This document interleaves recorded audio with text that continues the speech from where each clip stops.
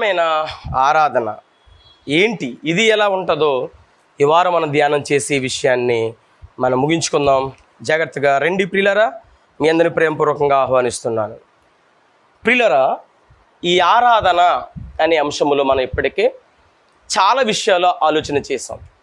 ఆరాధన అంటే ఏంటి, ఆరాధన ఎన్ని రకాలు, ఆరాధన వల్ల ఏం జరుగుతుందంటే రక్షణ జరగాలి అని, ఆరాధన చేయటం వల్ల మనకేమో కలుగుతుందంటే మంచి జీతం, పరలోక రాజ్యం అనే గొప్ప జీతం మనం పొందుకుంటామని చాలా విషయాలు గడిచిన ఈ 4 వారాలు మనం విన్నాం. ఈ 5వ వారంలో ఈ యొక్క శ్రేష్టమైన సంగతులను మనం ధ్యానం చేయటానికి సిద్ధపడదాం. ప్రియమైన దేవుని పిల్లారా, శ్రద్ధగా విందాం.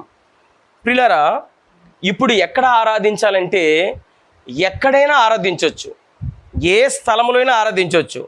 ఈ ప్రపంచంలో యావత్తు భూమి మీద, ఆరిన నేల మీద ఇప్పుడు ప్లేసులు లేవు. ఎక్కడైనా ఎప్పుడైనా నీలో దేవుని యొక్క ప్రేమ ఉప్పొంగ చేస్తే, దేవుని ప్రేమ నిన్ను బలవంతము చేస్తే నువ్వు ఎక్కడైనా ఆరాధించవచ్చు, ఎప్పుడైనా ఆరాధించవచ్చు. ఎలాంటి ఆరాధన? దేవునికి ఇష్టమైన ఆరాధన. ఇది యేసుక్రీస్తు ప్రభువారు చెప్పిన ఆరాధన, యేసుక్రీస్తు ప్రభువారు చేసిన ఆరాధన.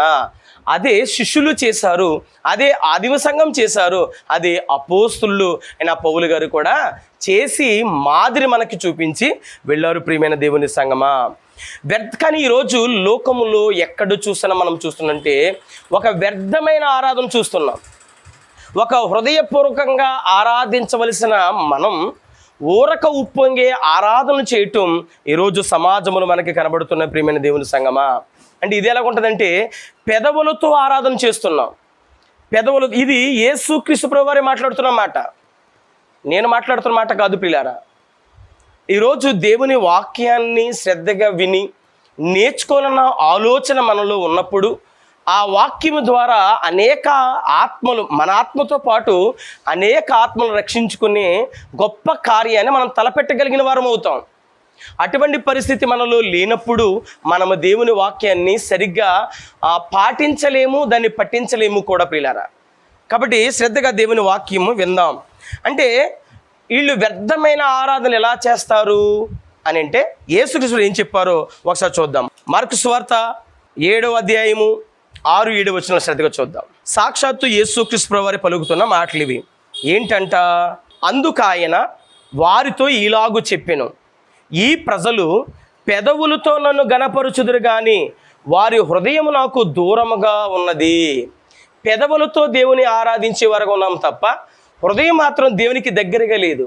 కానీ దేవుడు ఏమని కోరుకున్నాడంటే ఆయన హృదయానుసారంగా, మనస్ఫూర్తిగా, పూర్ణ హృదయముతో, పూర్ణాత్మతో, పూర్ణ వివేకంతో ఆయన ఆరాధించాలి. కానీ మనం ఎలాగ ఆరాధిస్తున్నామంటే మనకి నచ్చిన ఆరాధన, అంటే పెదవులతో ఆరాధిస్తున్నాం. మనుషులకి నచ్చిన ఆరాధనలు చేస్తున్నాం తప్ప దేవుడు మెచ్చిన ఆరాధన మాత్రం మనము చెయ్యకపోవటం చాలా భయంకరమైన పరిస్థితులకు వెళ్ళిపోతున్నాం.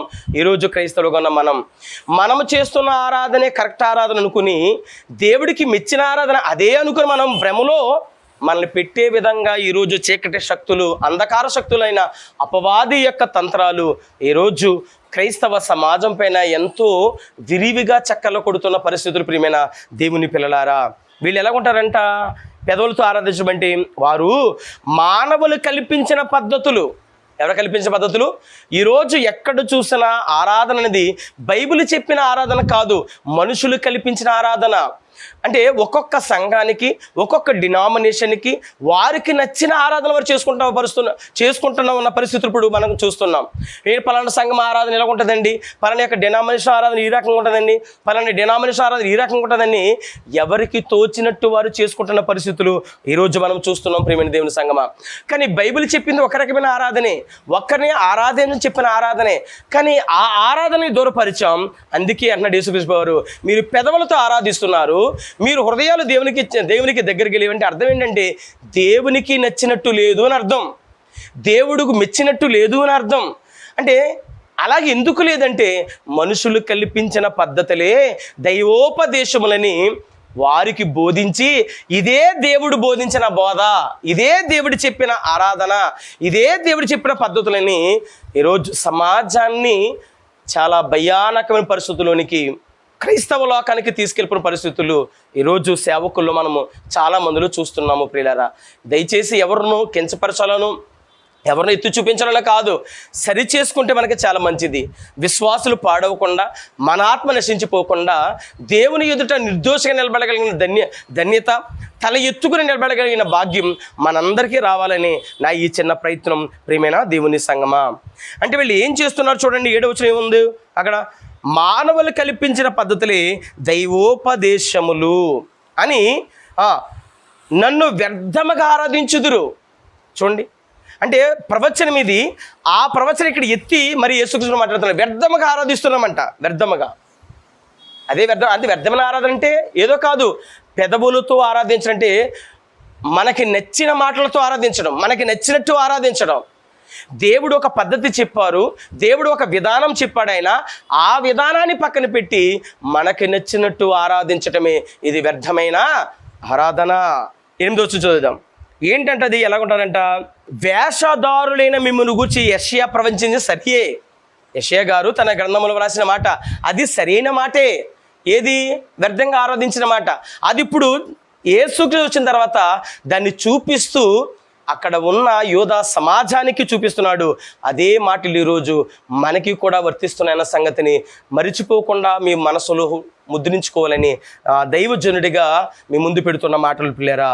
ఏమన్నాడు ఇక్కడ? మీరు దేవుని ఆజ్ఞను విడిచిపెట్టి మనుషుల పారంపర్యాచారమును గైకొనుచున్నారు, మరియు ఆయన మీరు మీ పారంపర్యాచారము గైకొనుటకు దేవుని ఆజ్ఞను బొత్తిగా నిరాకరిస్తున్నారు. అంటే అర్థం ఏంటంటే చెయ్యకూడనివేమో చేస్తున్నారు, చెయ్యవలసినవేమో మానేస్తున్నారు. చెయ్యకూడనివేమో దేవుడే చెప్పిన ఇవ్వని పాటించమని చెప్తున్నారు, దేవుడు చెప్పిన చేయమన్నవేమో అవి చెయ్యకూడదని చెప్తున్నారు. బోధకులారా జాగ్రత్త, విశ్వాసులైన వారిని మోసం చేయకండి. విశ్వాసులారా మీరు మోసపోకండి. పరిశుద్ధ గ్రంథాన్ని ఇశ్రాయేలీల కాలంలో వాళ్ళు యాజకుల దగ్గర ఉంది కాబట్టి వారు ఏం చెప్తే అదే కరెక్ట్ అయింది ప్రజలకి. కానీ ఈరోజు పరిశుద్ధ గ్రంథం నీ చేతిలో, నా చేతిలో, అందరి చేతిలో ఉంది. కానీ ఈసారి నేను మోసపోయామని చెప్తే మాత్రం దేవుడు ఒక్క క్షణం కూడా నన్ను ఊరుకోడు. ప్రియమైన దేవుని సంగమా, ఇదే ఏమన్నారంటే దేవదూత ఆరాధన వల్ల ఆత్మ రక్షింపబడవు. ఇది శరీరాన్ని ఊరకు పొంగు చేస్తూ ఉంటుంది. ఆత్మ రక్షింపబడవండి అంటే ఆరాధన చేయటం వల్ల ఏమి జరగాలంటే ఆత్మలు రక్షింపబడాలి. ఆత్మరక్షణ కొరకు మనము ఆరాధించాలి. కానీ మనుషులు బొత్తిగా తెలియని ఆరాధనలో ఉన్నారు. తెలిసిన ఆరాధన యేసుక్రీస్తు చేశారు, తెలిసిన ఆరాధన అపోస్తులు చేశారు, తెలిసిన ఆరాధన పౌలు గారు చేశారు, తెలిసిన ఆరాధన ఆదిమ సంఘం చేసింది. ఈరోజు క్రైస్తవ్యంగా ఉన్న మనం, మన దేశంలో బ్రతుకుతున్న మనం తెలియని ఆరాధన చేస్తూ అదే తెలిసిన ఆరాధన కొని ఒక భ్రమలో ఉన్నామేమో ఒక్కసారి ఆలోచన చేయాలని ప్రభు పేరట మీకు మనవి చేస్తున్నాను. ప్రియమైన దేవుని సంగమా, అంటే ఆయన ఎలాగ ఆరాధించాలంటే ఆత్మతో ఆరాధించాలి, సత్యముతో ఆరాధించాలి. ఎందుకు ఆరాధించాలంటే తండ్రి ఆత్మ గనుక ఆరాధించడం ఏంటంటే దేవుడు ఆత్మ, ఆ ఆత్మలో నుంచి మనల్ని కన్నాడు గనుక మనము కూడా ఆత్మని ఎరిగి అటువంటి ఆత్మస్వరూపుడిని మనం ఆత్మానుసారంగా ఆరాధించాలి. శరీరానుసారంగా ఆరాధించకూడదు, శరీరానుసారమైన ఉచ్చారణతో మాట్లాడకూడదు. ఆత్మ సంబంధమైన మాటలతో, ఆత్మ సంబంధమైన పాటలతో, ఆత్మ సంబంధమైన సత్యముతో దేవుణ్ణి ఆరాధించాలని మనకి ఈరోజు ఈ మాటలు మనకి తెలియజేస్తున్నాయి. ఇలాగా ఆరాధించినప్పుడు ఆత్మ రక్షింపబడుతుంది.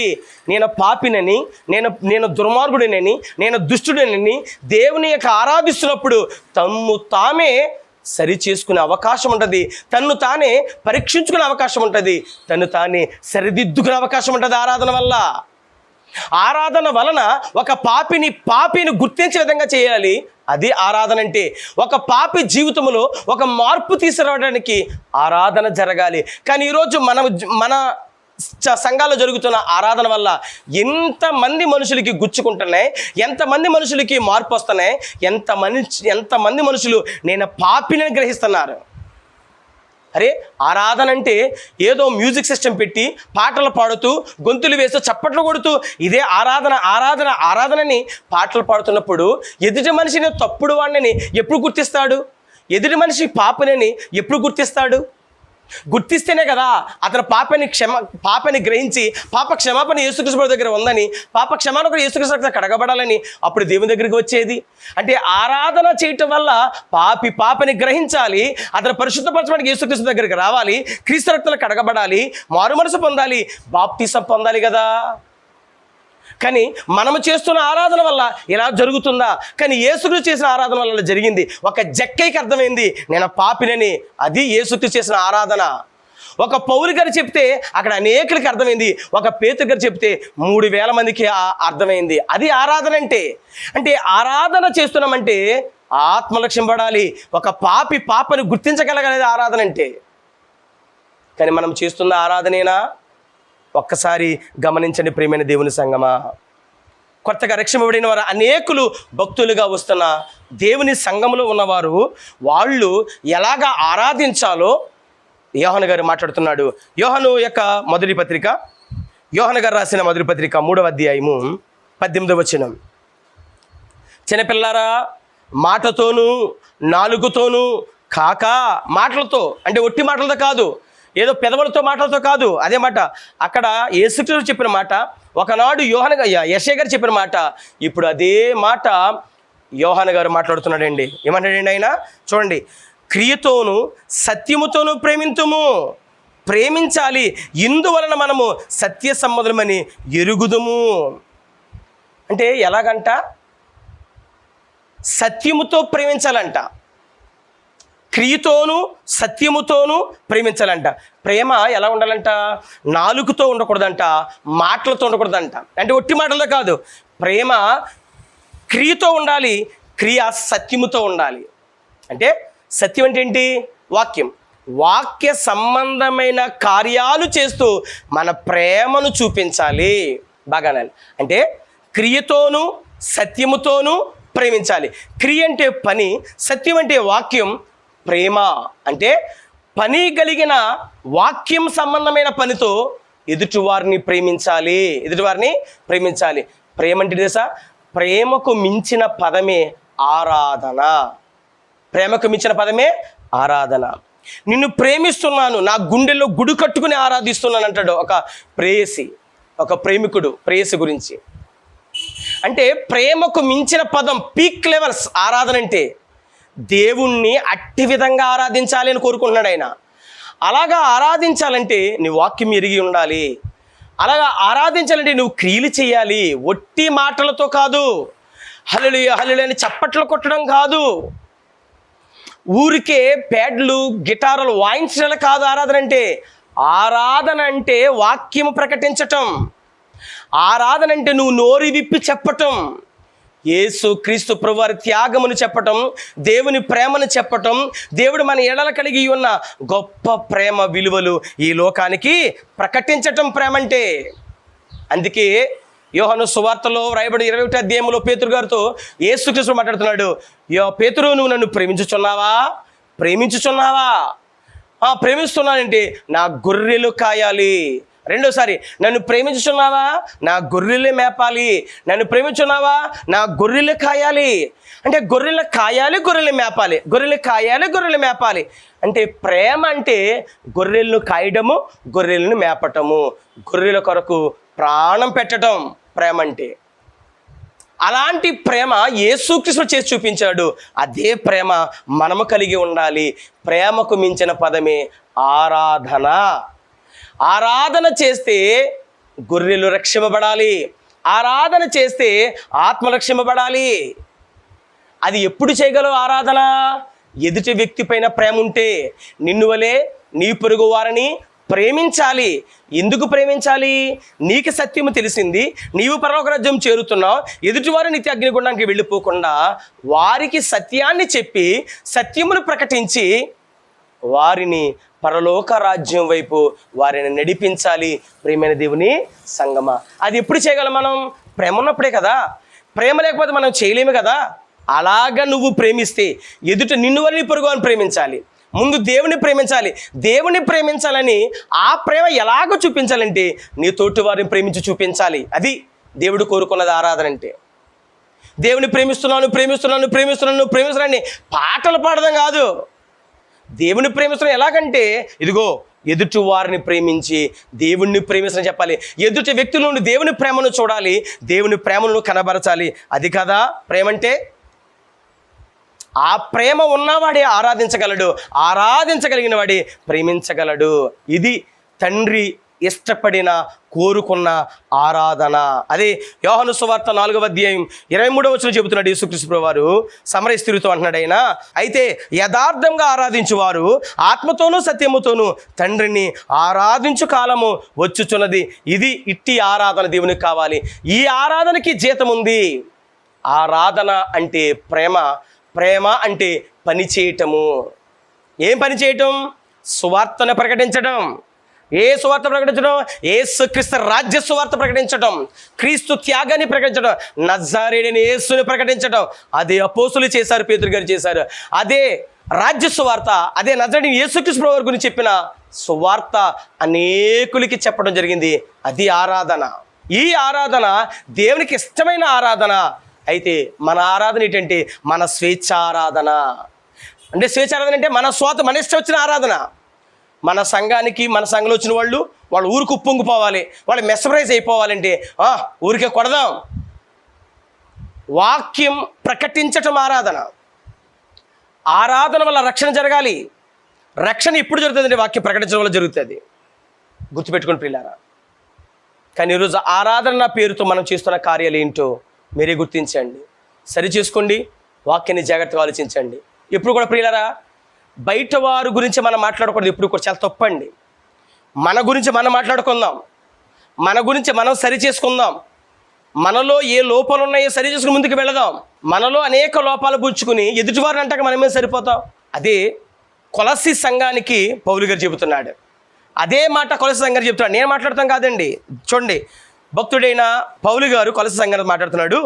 2వ అధ్యాయము 23వ వచనం. మీరు క్రీస్తుతో కూడా లోకం యొక్క మూలపాఠముల విషయమే మృతి పొందిన వారైతే లోకములో బ్రతుకుచున్నట్టుగా మనుషుల 20వ వచనం చదువుతున్నాను. బ్రతుకుచున్నట్టుగా మనుషుల ఆజ్ఞలను పద్ధతులను అనుసరించి చేత పట్టుకొనుచు రుచి చూడవద్దు, ముట్టవద్దు అని విధులకు మీరు లోబడనేలా. అరే, ఏది మంచిదో ఏది చెడుదో దేవుడు బైబిల్ వాక్యం చాలా స్పష్టంగా చెప్పింది.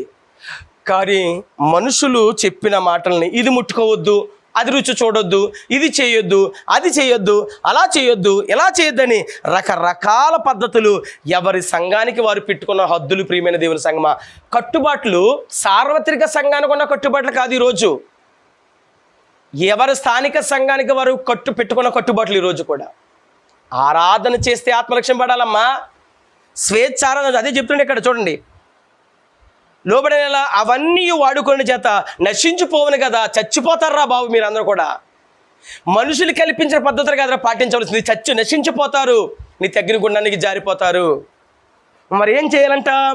అట్టివి స్వేచ్ఛారాధన విషయంలోను, వినయ విషయంలోను, దేహశిక్ష విషయంలోను జ్ఞానరూపకమైనవని ఎంచబడుచున్నవే గాని శరీరేచ్ఛ అని నిగ్రహము విషయములో ఏ మాత్రమును ఎన్నిక చేయదగినవి కాదు. శరీర ఇచ్చలు నిగ్రహించుకోవటానికి చేసే ఆరాధన కాదు ఇది. శరీర ఇచ్చలు నెరవేర్చుకోవటానికి చేసిన ఆరాధన ఇవన్నీ కూడా. ఎంత వెకాబులరీ, ఎంత గొప్పగా రాశాడండి పౌలు గారు. శరీర ఇచ్చలను నువ్వు ఆరాధన చేస్తున్న నిగ్రహించుకోగల శక్తి రావాలి. కానీ నువ్వు చేస్తున్న ఆరాధన వల్ల శరీర ఇచ్చ నిగ్రహించుకునే విధానం ఏం కనబడతలేదు, వాటిని నెరవేర్చుకునే విధంగా కనబడుతుంది. ఇటువంటి చేయటం వల్ల నశించిపోతావు. ఎందుకంటే ఈ శరీరానికి సిలువ వేసి ఉన్నాం కదా. శరీరం నిగ్రహాన్ని మనం సిలువ వేయాలి కదా. సిలువ వేస్తున్నామా? మనం వేసి ఉన్నామా? బాప్తిస్మం చేసింది అది ఎక్కడ మర్చిపోయాం. ఇంకా శరీర ఇచ్చలతోనే శరీరం అనే ఈ గుడారములు, ఈ గూడు, ఈ చొక్కాయిలో మనం ఉన్నాం. ఈ శరీరాన్ని సిలువలో మనం సిలువ వేసాం యేసుక్రీస్తు ప్రభువారితో. ఈరోజు బ్రతుకుతున్నది ఆత్మగా బ్రతుకుతున్నాం. ఈ శరీరంలో కొంతకాలం ఉంటాం.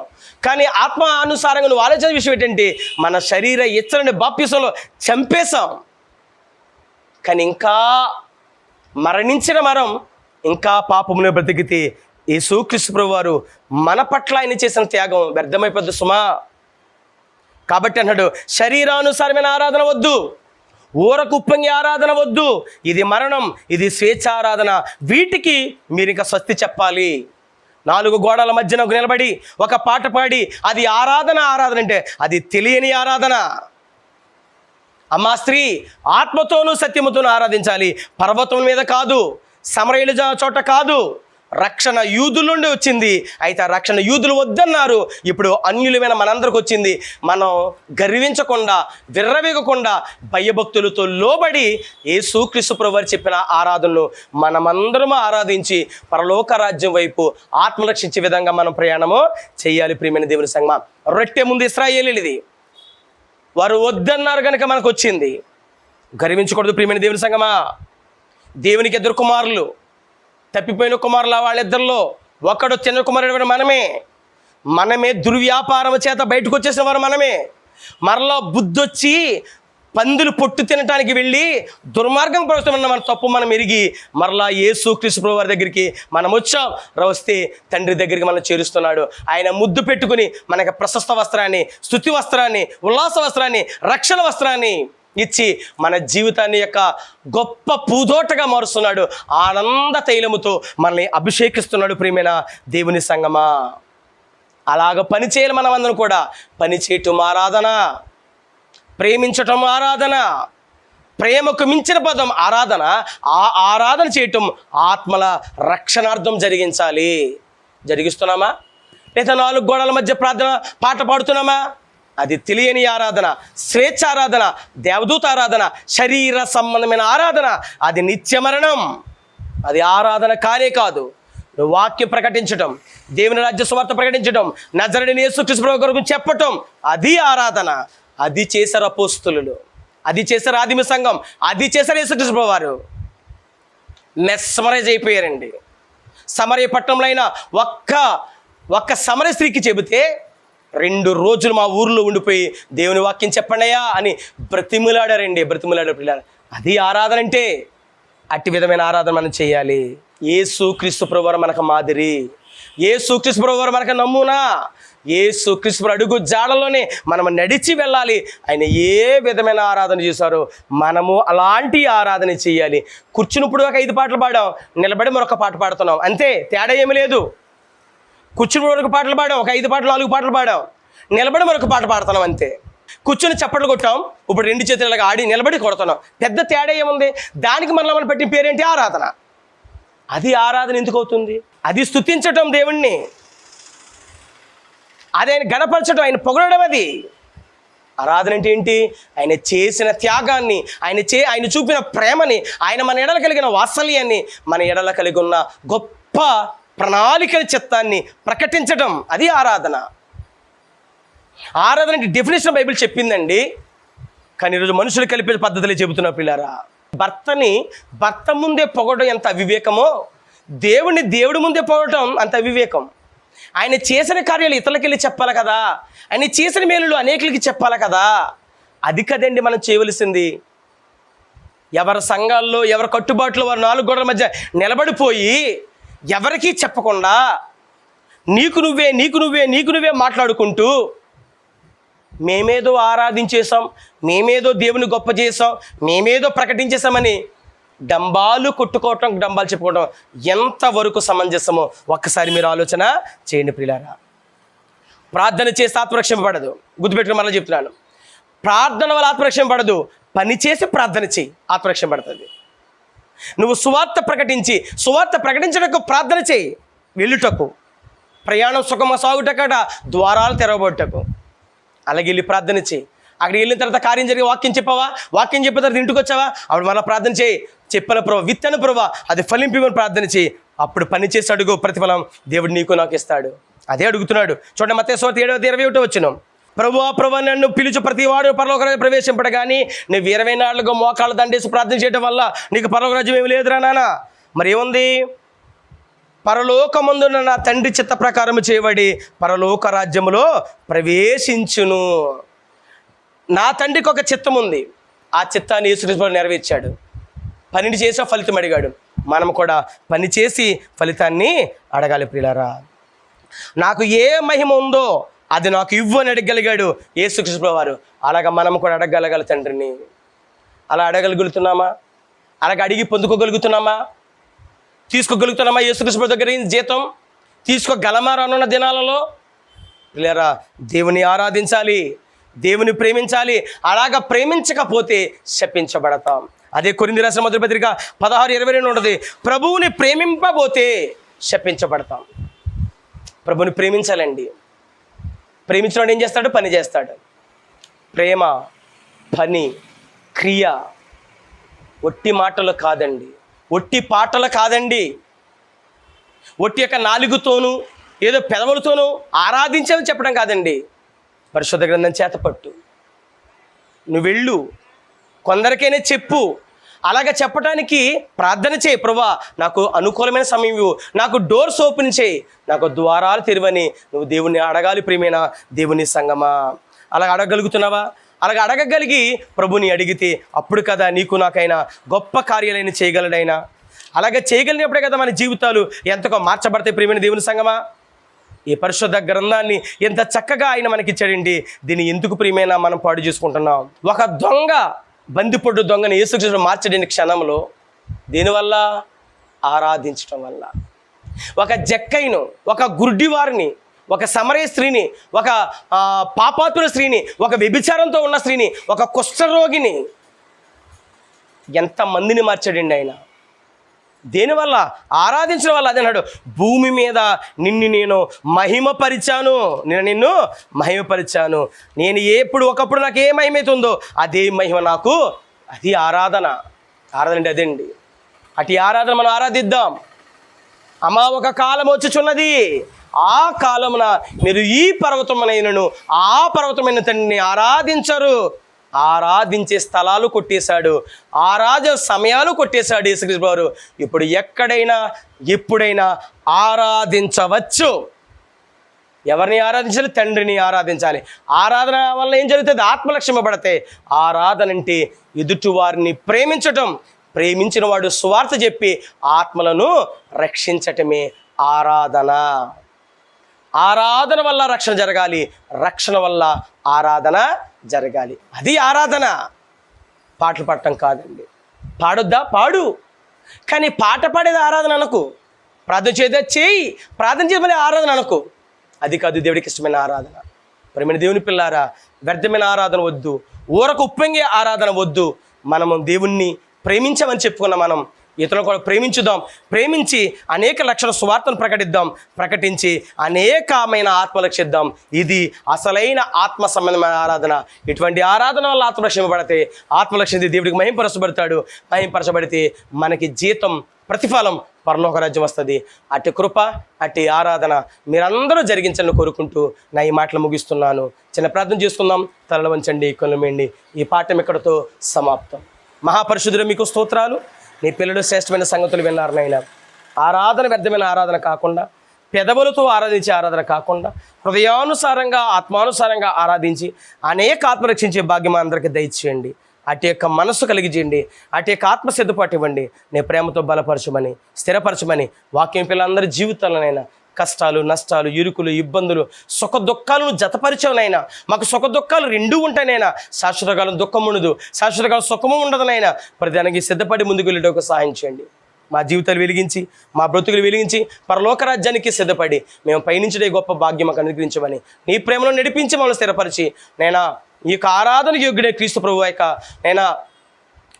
యొక్క ప్రేమ చేత నిన్ను ఆరాధించగల భాగ్యం మాకు అందరికీ దయచేయమని, నీ ప్రేమను నడిపించి స్థిరపరిచి బలపరచమని, నేను వీక్షకులందరినీ దీవించమని, ఈ ఛానల్ యాజమాన్యాన్ని దీవించమని, నేను మా సంఘాలను ఆస్వాదించమని క్రీస్తు నామములో అతి వినయంగా అడిగి బ్రతిమలాడి నేను మరొక వారం ఒక నూతన పాటను మరొక కలుసుకునే భాగ్యాన్ని చిత్త ప్రకారం జరిగించమని క్రీస్తు నామములో అడుగుచున్నాను కన్న తండ్రి, ఆమేన్. మన తండ్రిని దేవుని ప్రేమ, కుమారుడిని యేసుక్రీస్తు కృప, పరిశుద్ధాత్మక నిన్న సహవాస సమాధానం ఇప్పుడు ఎల్లప్పుడు సదాకాలం సకల పరిశుద్ధులకు మనకు తోడుగుండును గాక. ఆమేన్, ఆమేన్, ఆమేన్. అందరికీ వందనాలు పిల్లారా. సమాధానం ఉండండి. God bless you all.